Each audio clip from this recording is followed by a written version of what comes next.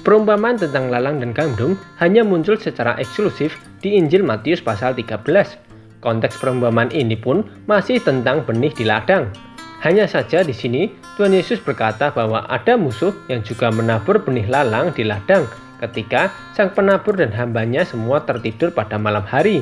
Akibatnya, ketika benih baik dan benih jahat itu mulai bertumbuh, barulah terlihat bahwa ada lalang di antara gandum. Tahukah Anda bahwa lalang dan gandum dalam realitanya sangat mirip? Perhatikan gambar ini. Ini adalah gambar ketika lalang dan gandum yang sudah berbuah. Sangat mirip, bukan?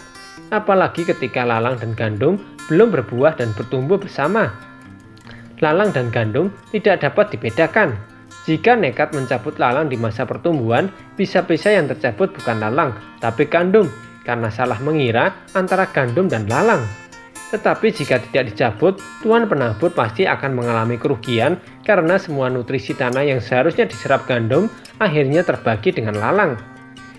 Pada akhirnya, sang tuan penabur memilih pilihan bijaksana dengan membiarkan lalang dan gandum tumbuh bersama sampai waktunya menuai.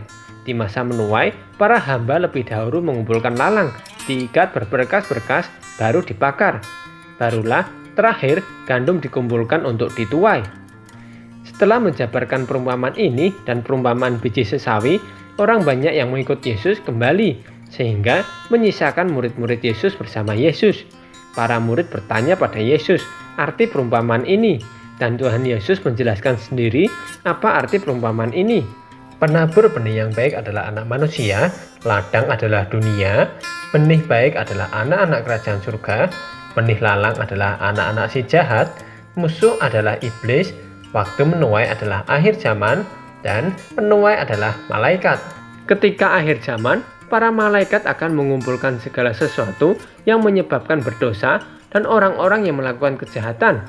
Semua itu akan dimasukkan pada tungku berapi. Di sanalah akan ada ratapan dan kertak gigi. Atau dengan kata lain, malaikat sendiri yang akan mengumpulkan lalang untuk dibuang ke neraka.